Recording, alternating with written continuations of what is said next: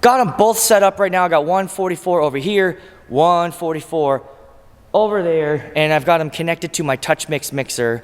So the plan is to kind of do a sound check, walk around, check the decibels on it, see how loud we can punch it. I will tell you, look, I know there's nobody in here and that makes a difference, okay? I know people make a difference. So I'm just gonna let you know what it sounds like in a big space, right? With nobody here, except for me. But let me show you how to set them up.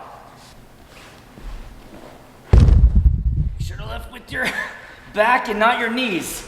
Strike that, reverse it. Slip cover. There's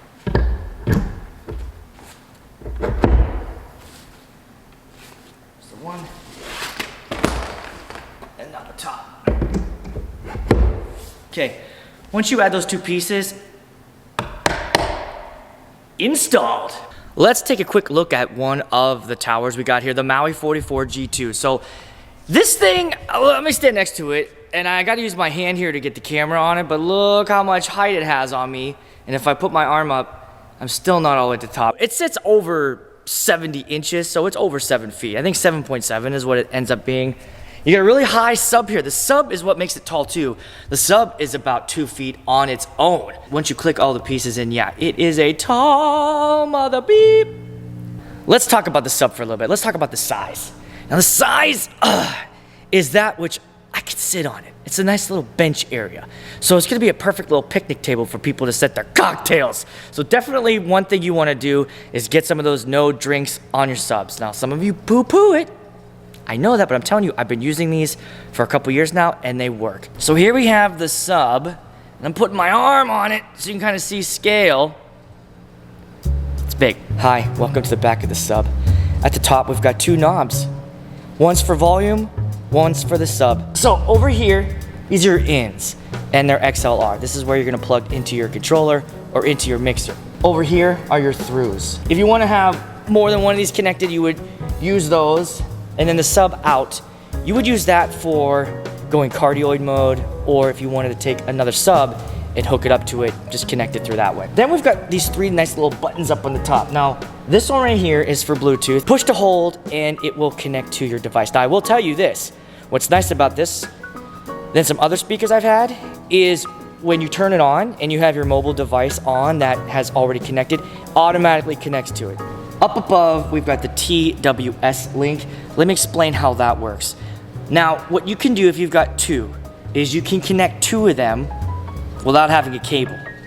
But keep in mind, that's only if you are streaming Bluetooth. So what I was originally thinking is that I could just put this speaker anywhere I wanted and it would wirelessly connect. That's not the case because I use a mixer and I use the line outs. It says in the manual, you can't do that. I tested this out, it does work. You turn one of the speakers on, then you push and hold and connect your Bluetooth device to it. Okay, it'll blink, and then your device will link to it. Once your device is linked, then whichever one you want to be sort of like the master, then you're gonna push and hold the stereo link button until that TWS starts to blink. Once it blinks, go over to your other Maui 44 G2 and push and hold that stereo link button until it blinks, and then it will stop blinking, which lets you know it's connected. So what can you do? What you can do then is you can play Bluetooth music that's connected to one and it will stream it to the other one. Does that make sense? I hope that makes sense. I tried to explain that the best way that I could. I can't do this with one fucking hand. Damn it.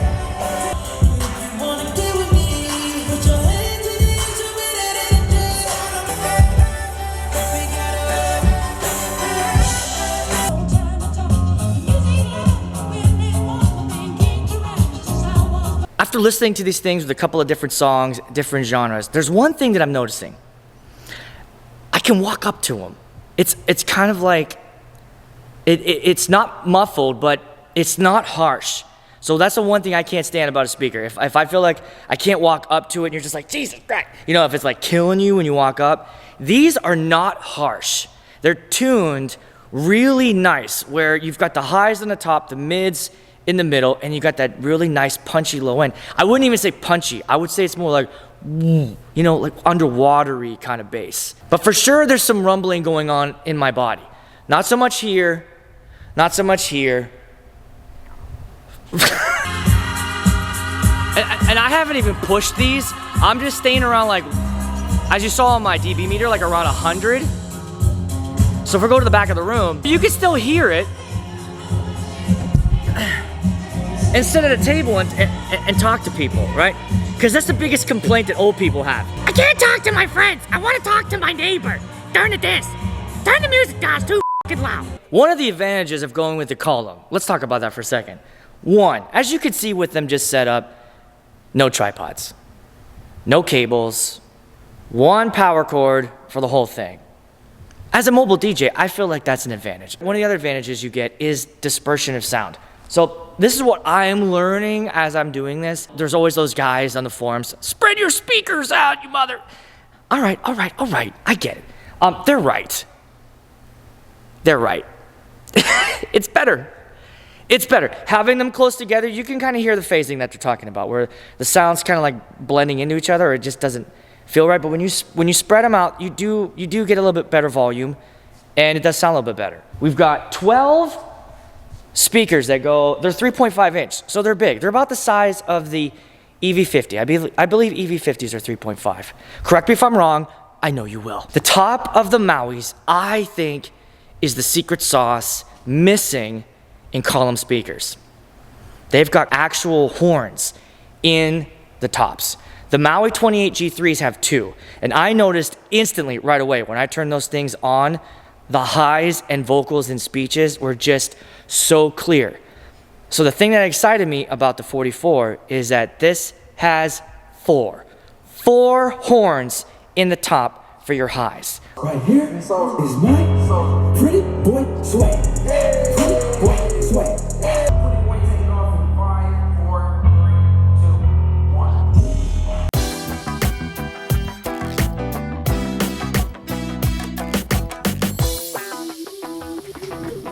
Sliding back in the video just to add a couple of things that I've learned since shooting this video, and it has a lot to do with volume controls on the Maui 44 G2. I just recently joined one of LD's groups that has, it's DJs and LD systems, and a lot of people on there were saying that their advice for the volume of the 44 or the G3 is to get the volume to about 75% or 3/4 of the way for the mains, and then, just kind of tweak the subs around there. So I know in the video I had them at 50%. And so what I'm thinking I'm going to do once I do more events is set those up to 75%, because there was at one point where I was hitting the limit and it was only at the 50%. But when I looked at my board, it was because my board was, the trim was too loud on the track I was playing. So basically what I want to say is that during an event, no kind of speaker, I don't think that you can just plug and play and just DJ and mix all night long. Anytime you go to a show or a concert, the sound guys are constantly tweaking, moving, with different inflections of the voice, music, sound, that all happens. So it seems like it's part of our job, right? To sort of, we got to do that as well. When music fluctuates, because I guess there's a way maybe to put a compressor on your sound, but you can't make a low volume match a high volume, right? Or tell me if I'm wrong in that. So what we got to do is, I'm constantly working with the trim, make sure that I don't redline during songs. I always keep my meters at around 0, maybe go to 3, but I rarely go above that. But once you get above that, that's when you start hitting the limit, I think, on the system. So pushing the system to 75% and playing with the subs, I think I'm going to keep the subs equal to that, 75%, and then just pull bass down on my mixer board whenever I see maybe the red light. But here's the other thing. LD also says if you are blinking red limit light, according to LD, you're fine. One of the best things to do, though, is if you're seeing your limit light blinking, go walk around your dance floor and listen to it. And if it sounds terrible, then, geez, just pull some volume back and do that. Keep that in mind as you're doing that. All right, back to the video. Right now, let's do a mic check. So I've got my Sennheiser wireless mic. 1, 2, check. Good evening, people. My name is Disco DJ, and you only paid $500 for me. Sorry. And I will just walk around, see how it sounds. Over on this side of the room, we're getting some pretty good coverage. I can hear it Let's go all the way over to this side of the room. Hello. And we are getting some coverage over here as well. Look how close I am right now. I'm right here. Will it squeak? Squeak? No. Feedback? No. Talking loudly? Right next to the speaker? 1, 2, 1, 2, 1, 2.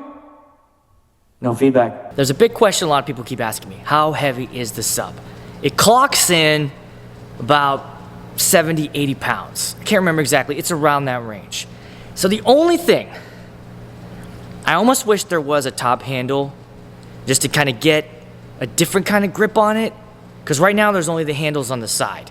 So because of how long it is also, it's a little tricky for one person to get this thing lifted.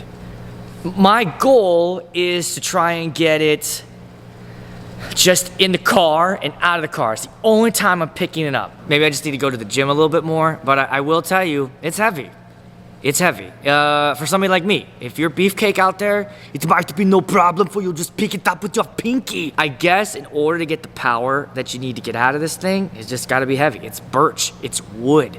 Plastic, it would be lighter, but it wouldn't sound as good. So those are all the trade-offs that you kind of have to think about. If you want to go the route and get the official bags, this is the slip cover that goes over the sub. It's got flaps on the side so you can reach the handles, and then a pocket in the back for you to put the power cable in. And then for the tops, we've got this side bag here. Comes with these foam pieces, and you just slide those in the bag, and then it zips up. Let's get it torn down. I'm gonna put it on the cart, but you can see how this whole thing comes apart. We'll start with the top. Got the bag here. Now, I've seen people say that they struggle getting the top piece off. Well, I watched a review from the official LD channel, and I watched what the guy did. You gotta shake it a little bit on the top, give it a little shake, and it just comes right out. Slide the foam piece on, then it goes in the bag. And all I gotta do is zip it up. So the top piece is done. And then just get it over it. Okay, so it's done. I'm gonna get my cart as close to it as possible. So all I gotta do is pick it up and just get it on. All right, so we're gonna go right here. You still with me? Okay. We're gonna go 1, 2, 3. We're gonna lift with our legs. 1, 2, 3, up and on. Okay, they are all now packed up. And as you can see, they're on the rock and roller that I have. And my rock and roller is pretty much extended as far as it can go. And that's about all that this one can take. I might end up needing to get a bigger cart. If you guys know one that you feel like, Aaron, you can fit both those subs, that, your booth, just something bigger, let me know, because I liked the fact that I could get everything in on one trip. Next thing, I'm gonna get them all packed up in the car, and then you can see what my car looks like with all this in it. All right, battery's almost dead. Let's get this last one in. Okay. We're gonna do this a little bit better. We're gonna pick it up by the handles, right in. That's the way to do it. The two subs are here. Then I've got the columns right there. It might be tough to see, guys. I hope it's not. I got the controller up here, DJ booth right here, and then the cart is sitting right here. The next plan, I'm taking these out with me to a gig. That video should be coming out around March. We'll do a legitimate gig log. I'll film the dance floor, let you know more of my thoughts. Put them in the comments what you guys think. This is the Maui LD 44 G2. Thanks for watching. I'll see you at the next one.